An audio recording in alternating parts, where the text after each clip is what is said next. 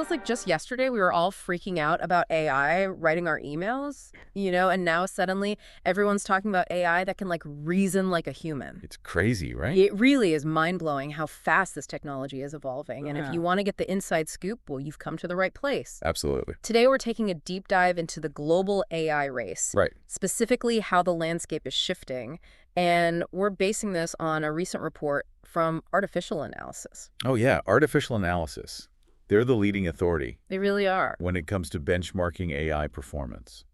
Yeah, so it's not just about who's making the biggest claims, right? Yeah. It's about who's actually building the most intelligent AI. Yeah, they're really cutting through the noise and telling us what's actually happening on the ground. Exactly. They're looking at how intelligent these language models are becoming, how fast they're learning, and who is leading the pack. And I have a feeling it's not as simple as the U.S. is in the lead and everyone else is playing catch-up. We're here to unpack how other countries, especially China, are making major moves in AI.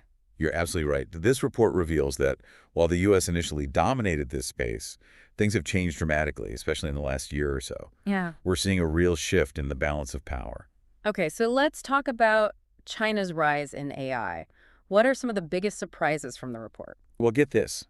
In late 2024, Chinese AI labs rapidly caught up to U.S. labs in terms of language model intelligence. Wow. We're not talking years, we're talking months to reach the same level of performance. That's a serious acceleration. Yeah, Can you give us a specific example that showcases this rapid progress? absolutely. A prime example is DeepSeek's R1 model. Okay. They managed to reach the same level of performance as OpenAI's groundbreaking O1 model. Oh, wow. Think of it as two runners in a marathon, Okay. and the runner who is trailing suddenly sprints ahead and catches up in a matter of miles.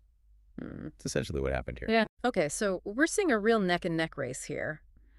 But what's fueling China's AI surge? Is it just about investing money, or is there a more strategic approach at play? It's definitely more nuanced than simply funding. A key factor is China's strategic embrace of open weight models. Okay, now I know open weight sounds like something you'd hear in a weightlifting competition, Right. but it's actually a game changer in the AI world. Can you break it down for us and explain why it's giving China a potential edge? Think of it this way. Imagine you have a recipe for the most amazing chocolate chip cookies. Okay. You could keep it a secret, or you could share it with the world. Yeah. That's kind of what open weight models are all about. Uh-huh. They're AI models, where the underlying code and data are freely available for others to use, modify, and build upon. So it's like an open source cookbook for AI. Yeah. What's the strategic advantage for China in this approach? It's all about fostering collaboration and accelerating innovation. Imagine 1,000 bakers all working together to improve that cookie recipe. That's the power of open weights. It creates a community-driven approach that leads to faster progress and a wider range of new models and applications. And this is a stark contrast to many U.S. companies that are keeping their AI developments under lock and key. It sounds like a completely different philosophy. It's like they're saying, let's all rise together instead of every company for itself. Exactly. Yeah. It's a paradigm shift, and it seems to be paying off. Yeah. The sheer number of new models and applications being developed in China is a testament to the effectiveness of this approach. Okay, so we've got China embracing this open approach. But it's not just about startups and research labs, right? What role are the big players in China's tech scene playing in this AI revolution? Oh, they're in the game big time. Companies like Alibaba, Baidu, ByteDance, Huawei, and Tencent, they're all making major investments and shaping the direction of AI development in China. It's almost like watching a game of high-stakes poker, with each of these giants making their own strategic bets on AI. Can you give us some specific examples of how they're applying AI in the real world, not just in research labs? Absolutely. Yeah. Let's take Baidu, for example. Their AI chatbot Wangsun Yayan already has a staggering 300 million users. 300 million users. That's not a pilot program, that's real-world adoption on a massive scale. Wow, that's like the entire population of the United States using one AI chatbot. Yeah. It's a clear sign that China is moving beyond theory and putting AI into the hands of everyday people. It is. Yeah. And it's not just about the big players either. China has a vibrant startup scene that's bursting with innovation. We need to talk about the AI tigers. AI tigers. Yeah. Okay, you've got my attention. This sounds intriguing. Tell me more about these tigers and why they're making waves in the AI world. These are startups like Minimax, Moonshot AI 01, AI DeepSeek Zipu by Xuan, and StepFun. Okay. They're pushing boundaries and coming up with some truly innovative models and applications. Out of all those, is there one that stands out to you as particularly fascinating? One that really captures the imagination is Moonshot AI. Okay. They've developed a model with a 2 million Chinese character context window. 2 mil. To put that into perspective, it's like being able to read a whole novel in one sitting and remember every single detail. Most AI models can only process a few paragraphs at a time, Right. but this one is taking comprehension to a whole new level. Wow, that's a game changer. It's almost like giving AI a photographic memory. What are the implications of this kind of advancement? Well, imagine AI that can understand complex narratives, subtle nuances in language, even things like sarcasm and humor. Oh, wow. This could revolutionize everything from language translation to how we write and even read books. And remember, these AI tigers are thriving in an environment that encourages collaboration and open source development. So it's not just about building bigger and better models, it's about sharing those advancements and letting the entire ecosystem benefit. It's like a collective push towards AI supremacy. Exactly. This open approach, combined with government support and the muscle of big tech, creates a powerful trifecta driving China's AI momentum. It all sounds very impressive. But let's get real for a moment. Doesn't China face a major obstacle when it comes to the hardware needed to power these increasingly complex AI models? You hit a crucial point. The chips needed to train these massive AI models are in high demand, and access to them is a major factor in this race. So while China is making incredible strides in algorithms and software, they're still dependent on other countries for the hardware that fuels their AI ambitions. That's where things get interesting. The U.S. has implemented export controls on high-end AI accelerators, those powerful GPUs that are essential for training these massive AI models. So the U.S. is playing a bit of a defensive game trying to hold back China's AI progress by restricting access to the most advanced technology. Exactly. It's created a high-stakes game of technological chess. On one side, you have Nvidia, the leading GPU manufacturer, trying to stay ahead of the regulations by developing new chips that are powerful enough for AI, but can still be legally sold to China. So it's a cat and mouse game between Nvidia and the U.S. government, each trying to outmaneuver the other in this AI arms race. Precisely. It's a fascinating and complex situation, and I'm curious, what are some of the specific chips Nvidia has developed to navigate these restrictions?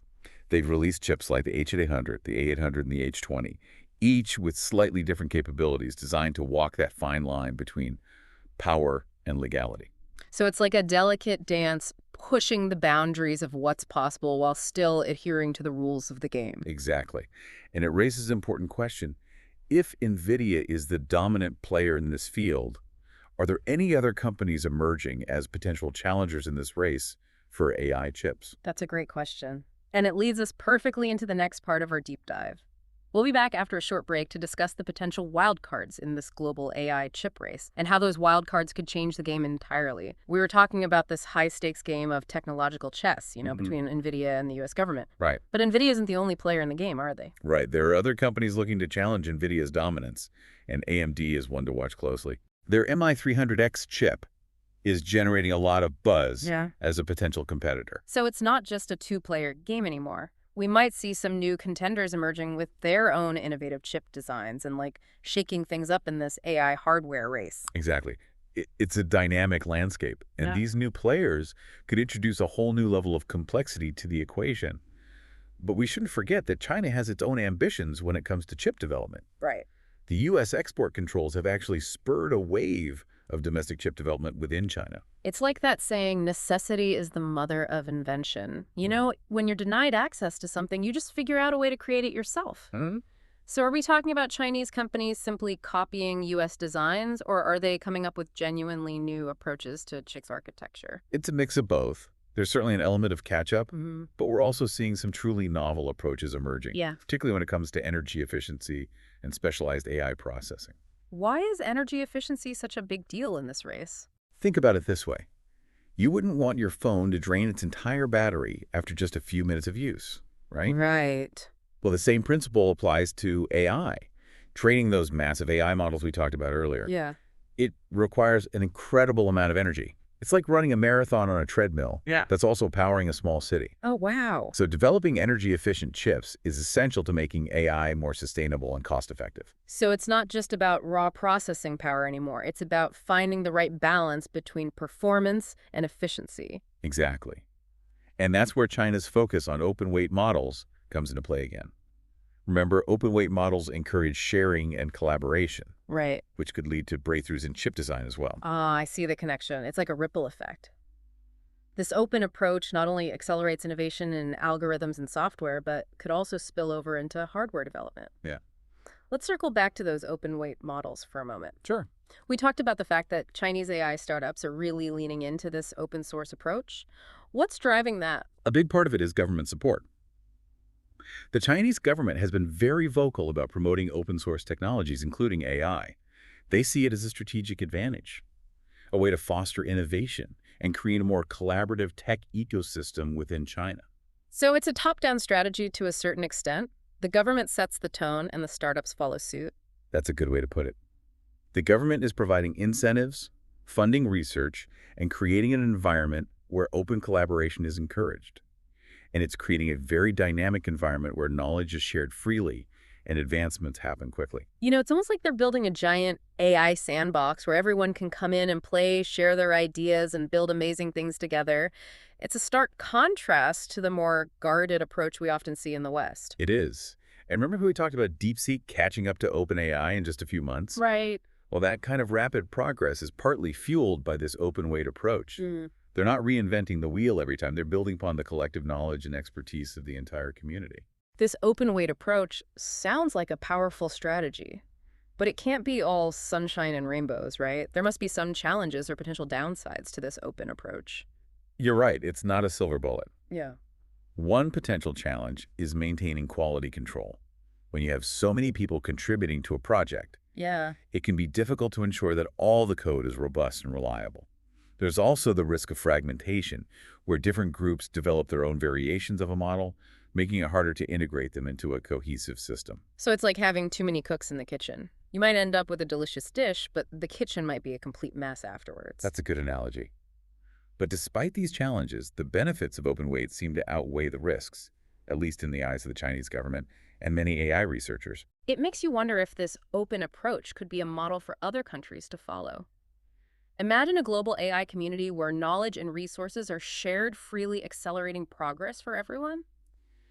It's a compelling vision, but it also raises some important questions about intellectual property, national security, and the potential for misuse. Absolutely. There are definitely complex geopolitical implications to consider. We've talked a lot about the race for technological dominance, but what about the ethical implications of this AI revolution? Are there any concerns about how these powerful technologies could be used in ways that might harm individuals or society as a whole? That's a crucial question and one that we can't afford to ignore. As AI becomes more sophisticated and integrated into our lives, Right. we need to be very thoughtful about the values we embed in these systems and how we safeguard against potential misuse. So it's not just a race to build the most powerful AI, it's also a race to ensure that AI is used responsibly and ethically. It sounds like this global AI race is as much a philosophical challenge as it is a technological one. You've hit the nail on the head.